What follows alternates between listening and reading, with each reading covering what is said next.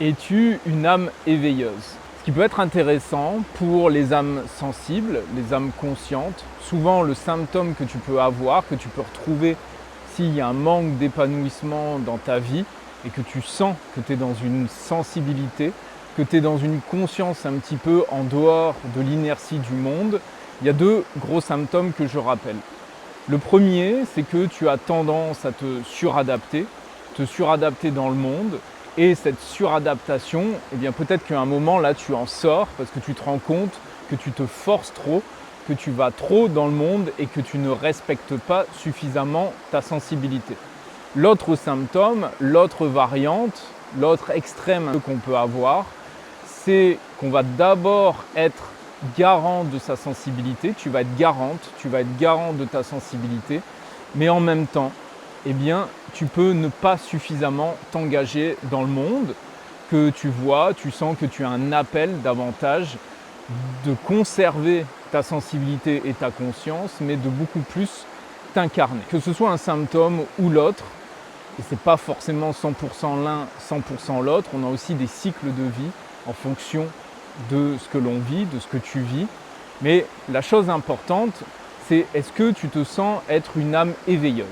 Ici, j'aimerais traiter justement de cette âme éveilleuse et quelle peut être la caractéristique fondamentale d'être justement une âme éveilleuse et comment fonctionner dans le monde tout en respectant ta sensibilité, ta conscience si tu es cette âme éveilleuse. La majorité des personnes que l'on rencontre, moi ça a été aussi mon cas dans l'accompagnement, dans le coaching, c'est qu'on a une approche de fonctionnement. Comment je fonctionne dans le monde ? Quasiment la totalité des personnes dans le monde qui n'ont pas forcément cette âme justement d'éveilleur, d'éveilleuse, eh bien pour ces personnes, c'est comment je fonctionne dans le monde qui m'entoure. Le monde, bien entendu, c'est une généralisation. Le monde, il y a des mondes dans ce monde, mais dans leur environnement, ce sont des personnes qui sont focalisées sur comment je fonctionne dans le monde. Les coachs, par exemple, que moi j'ai beaucoup rencontrés dans mes formations, dans mes interactions, c'est souvent des accompagnements pour pouvoir mieux fonctionner dans le monde. Comment je gagne plus d'argent, quel peut être le type de liberté que je peux avoir en fonctionnant dans le monde avec mes dons, mes talents, comment trouver ma place. Donc il y a tout un aspect de fonctionnement qui est sain, bien entendu, mais si toi tu te sens davantage être dans une relation existentielle par rapport au monde, eh bien ça ne va pas forcément marcher. Tu vas te sentir en décalage par rapport à toutes ces personnes qui ont pour critère, je dirais, majeur de fonctionner dans le monde. Et peut-être que ces personnes, elles se posent aussi des questions sur le sens du monde. Est-ce qu'on va dans la bonne direction? Un aspect un peu plus philosophique. Mais ça, c'est beaucoup plus, entre guillemets, en dessous des critères du fonctionnement. C'est-à-dire que quand les personnes, elles ont le temps, quand elles se sont épanouies, CF, la pyramide de Maslow, quand tous leurs besoins sont remplis au départ, eh bien, elles peuvent se poser des questions davantage du sens de vie. Mais si toi, tu es cette âme éveilleuse, eh bien, tu ne fonctionnes pas de la même manière. Ta pyramide, d'une certaine manière, de Maslow, elle est inversée.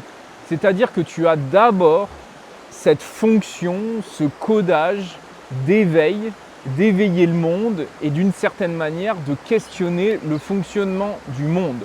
Peut-être parce que tu as du mal à t'intégrer dans le monde, peut-être parce que tu t'y intègres mais tu n'arrives pas à être toi-même, ou tout simplement, au-delà de ce symptôme, c'est que tu es connecté à autre chose et tu sais au fond de toi qu'il y a d'une certaine manière un souci dans le monde. Le souci, ce n'est pas de rejeter profondément le monde, mais c'est de savoir qu'il y a une évolution à créer, il y a un éveil à spécifier, à incarner pour les individus, pour le collectif, pour le monde.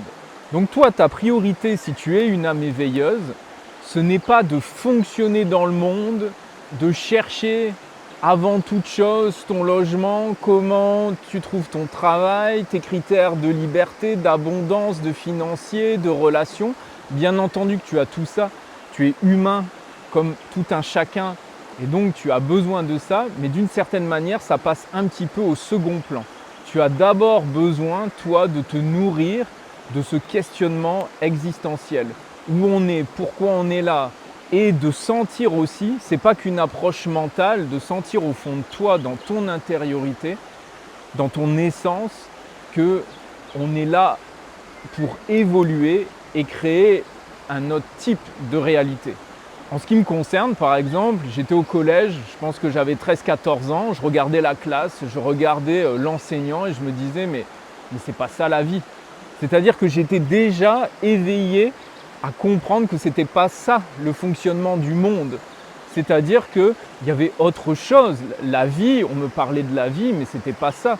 Donc plutôt que de chercher à bien travailler mes cours et à me dire comment j'ai des bonnes notes pour avoir un bon travail et passer mes années du collège et du lycée, j'étais avant toute chose en train de débattre, de questionner, d'observer et d'essayer de trouver une correspondance entre mon ressenti à l'époque où c'était mais ça ne va pas et de chercher la correspondance à l'extérieur. Et ça a été le début de tout mon cheminement.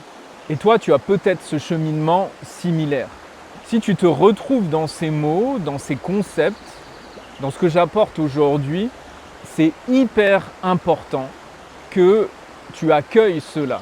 C'est-à-dire de ne pas chercher à te contraindre dans le fait de chercher à fonctionner à tout prix, mais de respecter ta hiérarchie où tu es d'abord dans une reliance existentielle, une relation d'éveil à toi-même, aux autres, au monde, à tout ce qui peut t'entourer, et que ensuite tu as d'une certaine manière des critères de fonctionnement. Mais de ne pas chercher à te modeler sur le fonctionnement d'abord parce que ça ne te correspond pas. Et surtout de bien prendre conscience, de distinguer ces éléments-là. Moi, j'en avais pas forcément conscience au départ.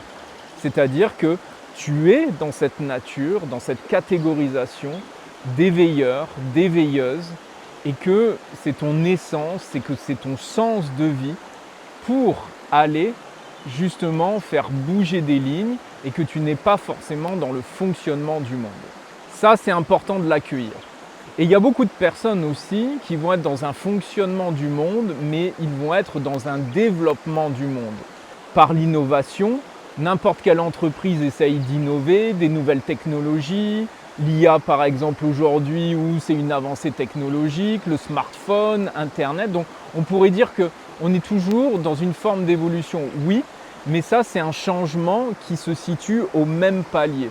C'est-à-dire que dans la conscience, dans l'état du monde, eh bien, on ne questionne pas d'une certaine manière l'étage dans lequel on est, c'est qu'on déploie l'étage dans lequel on est. Donc c'est comme si on était dans un immeuble, toi tu es centré sur le prochain étage qui n'est pas forcément encore construit, où il y a des balbutiements de construction par rapport à ça. Et donc tout ce qui est innovation, quand les personnes parlent d'évolution, ces personnes en fait ne questionnent pas l'étage dans lequel elles sont, c'est qu'elles développent, elles déploient cet étage. Alors que toi, tu es là pour passer à un autre étage. Et ça, c'est deux distinctions qui sont fondamentales.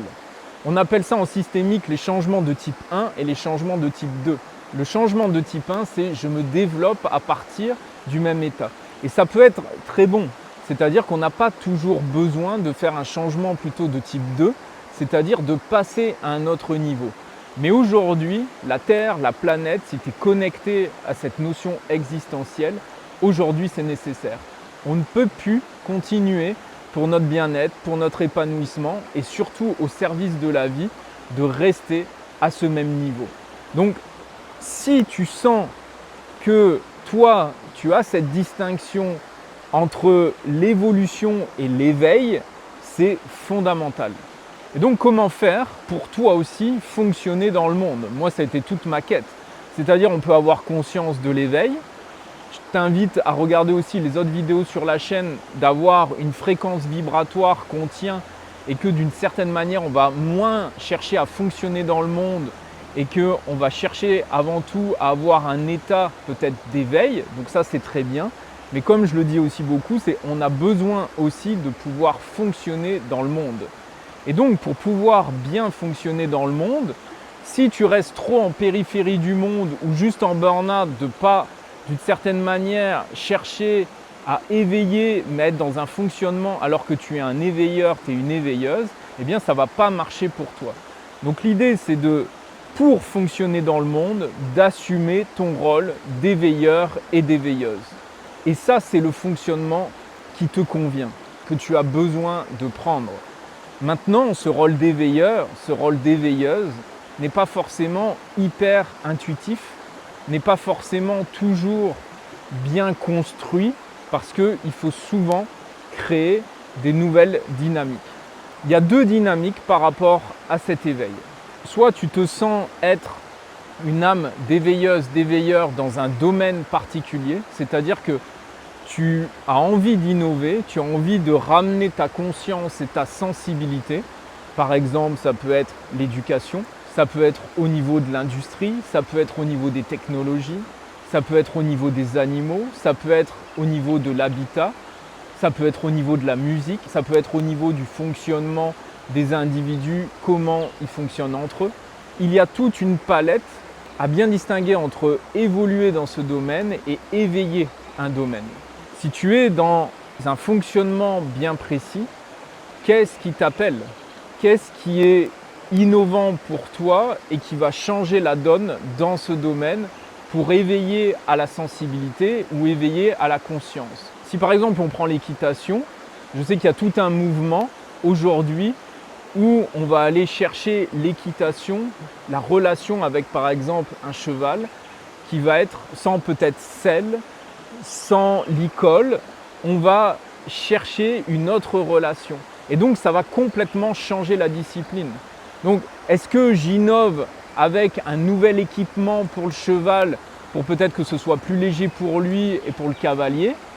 Ou est-ce que j'innove dans la fonction, dans la manière d'aborder par exemple l'équitation, ou même ça s'appelle même plus l'équitation, mais ça reste le lien entre le cheval, l'animal et l'être humain. Donc tu peux avoir ton rôle d'éveilleur, d'éveilleuse par rapport à un domaine bien précis, peut-être qui t'appelle. Et aussi, tu peux être peut-être dans une vastitude plus générale où tu n'as pas forcément un domaine particulier, mais en général, il y en a toujours un. Mais pour toi, c'est vraiment un changement de conscience global. Et ce qui peut être intéressant par rapport à ce changement global, c'est de savoir définir quel est ton rôle. Si ces mots te parlent, si cette vidéo te parle, je t'invite à réserver une séance de clarté offerte avec moi pour qu'on puisse en discuter et voir justement quel peut être le rôle et les distinctions qui te définissent par rapport à cette mission d'éveilleur, d'éveilleuse. Que ce soit à un niveau plus global, il y a peut-être un besoin de t'incarner davantage, de mieux comprendre dans ton fonctionnement d'éveilleur, d'éveilleuse, pourquoi tu es là, quel est ton sens de vie, comment tu peux créer cela, et aussi de voir, si tu as un domaine plus spécifique, comment innover, rentrer dans cette dynamique, dans ce fonctionnement pour essayer d'avoir ta juste place avec ta sensibilité, ta conscience et aussi de pouvoir fonctionner dans le monde et d'assumer ce rôle-là. Je te remercie d'avance pour les likes. Si tu as des questions, si tu veux mettre un témoignage, merci d'avance pour les commentaires. Ça aide au référencement de la vidéo. Je te souhaite un bon cheminement et à bientôt.